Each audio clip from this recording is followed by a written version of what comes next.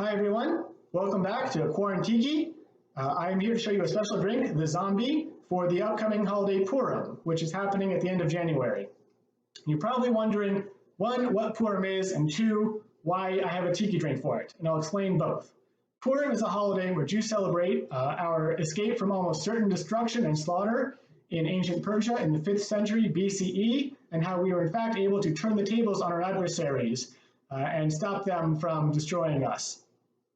You're probably wondering, what does that have to do with a tiki drink? I'm glad you asked. One of the ways we celebrate Purim, and this is true, is we are supposed to get very drunk. So drunk, in fact, that we cannot tell the difference between the villain, Haman, and the hero, Mordecai. We're supposed to not be able to tell them apart. In fact, the rabbis tell us, drink until you cannot tell Haman from Mordecai. So that's quite the religious obligation we have, and obviously we like to celebrate quite a bit. But you're probably wondering, why do I have a tiki drink for that? I have a tiki drink called the Zombie. The Zombie is one of the most famous and infamous tiki drinks in the tiki universe. It has 4 shots of rum in it, one of which is overproof, so it's pretty potent. This is one of the original drinks invented by Don Beach in 1934. No one's quite sure how he thought of it. It has kind of a smorgasbord of ingredients that are all over the map. One popular story is that he was running his hotel in Los Angeles, and a very hungover businessman told him he needed something to get him through his next meeting. So Don took a bunch of odds and ends he had that he was going to pour out later that day, and threw them all together in a blender, and handed this man this mystery concoction, which got the man through the rest of his day. He said he felt like the living dead in it, and thus the Zombie was allegedly born. This is, as you can see here, a very large drink. There are a lot of ingredients in it, but it's actually quite simple to make. You throw it all into a blender. None of the ingredients are that exotic or hard to find by virtue of I was able to get all of them. But it's very tasty and, of course, very strong. It's the perfect drink for Purim. The Zombie also, I'll add, has its own glass, the Zombie drink, which I have a Collins here, which you'll note has a footed Pilsner, and typically holds 10 or 11 ounces of liquid.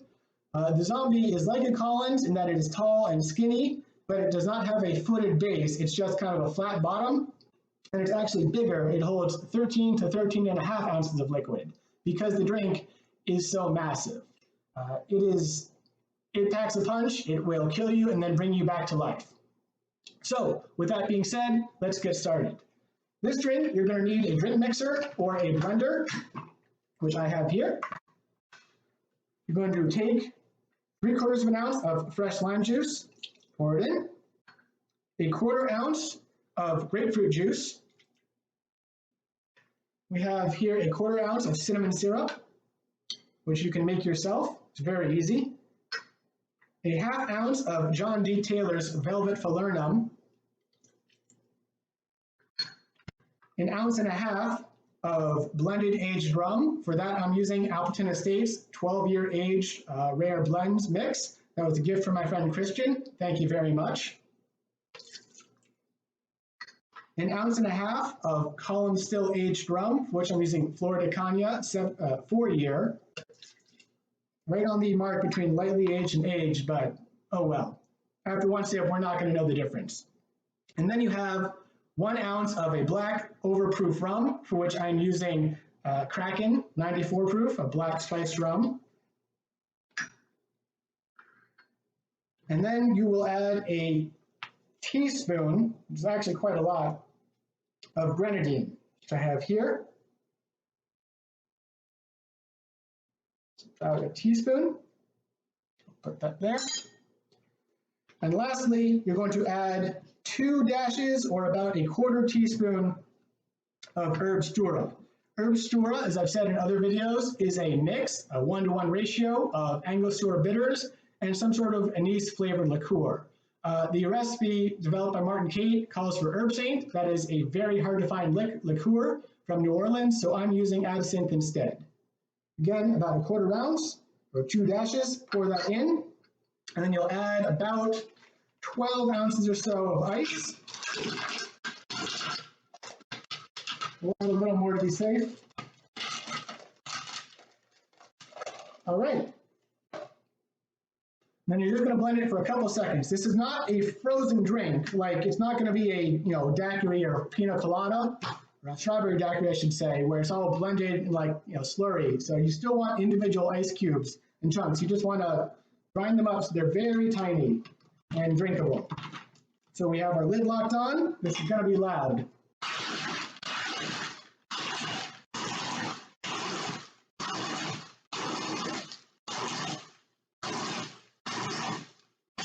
As you can see, it's still pretty liquidy, even though the ice is all in bits now.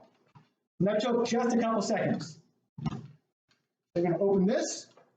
Probably should take the top off, but we'll try it. And pour it all in. Yep. And take the lid off. And pour it all into your zombie or Collins, or you could also use a highball glass. And we're going to fill it all the way up to the top this time, so I'm going to show you something. There you have a zombie drink. It's very colorful, as you can see, using the original Don Beach recipe as adapted by Martin Cate in his book, Smuggler's Cove. So this is the zombie drink, and we have some garnishes for it. But before I put those on, because it's Purim, we're going to celebrate a little extra. I'm going to show you how to do a flaming cocktail and hopefully not set my apartment on fire. So alcohol won't burn unless it is over, I forget what it is, but it needs to be overproof. Typically 120 proof, which is going to be 60% alcohol by volume and up, will burn. I don't know the exact percentage, but it's around there. I have some 140 proof, 140 proof Caribbean rum that I got on a cruise way back when. And I'm going to show you how to set that on fire on top of this drink. So to start, you'll want to take a lime wedge and hollow it out, as you can see. I actually was able to squeeze this myself and get my fresh lime juice and then just, kind of rake through it with a knife to make it hollow.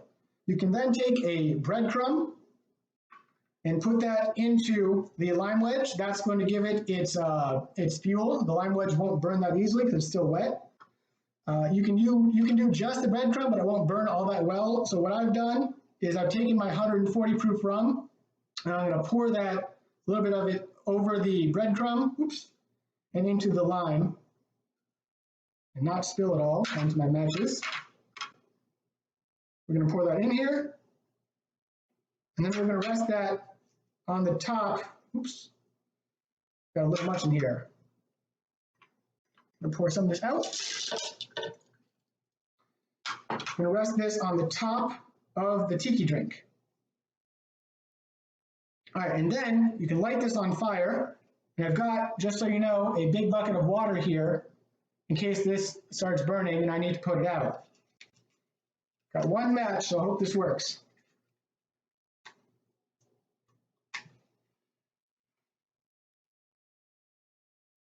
All right, as you can see, it is burning quite a bit.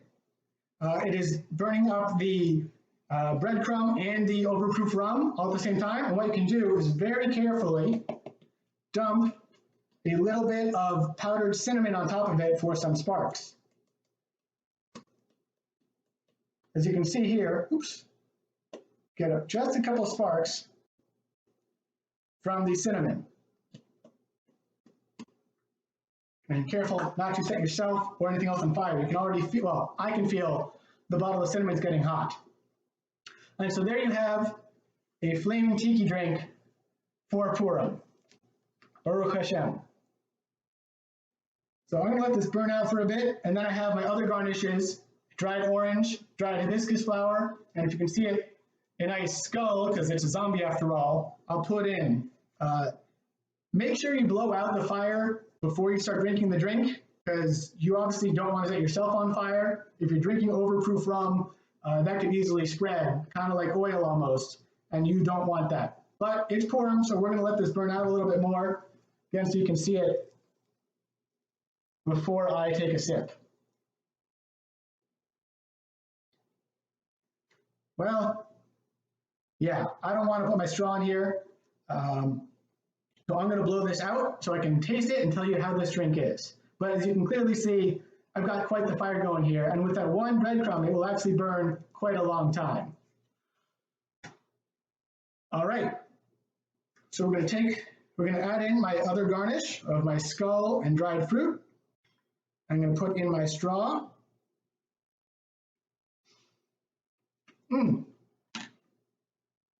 So there you have the extinguished and safe to drink, well, reasonably safe to drink, definitely not gonna drive, zombie.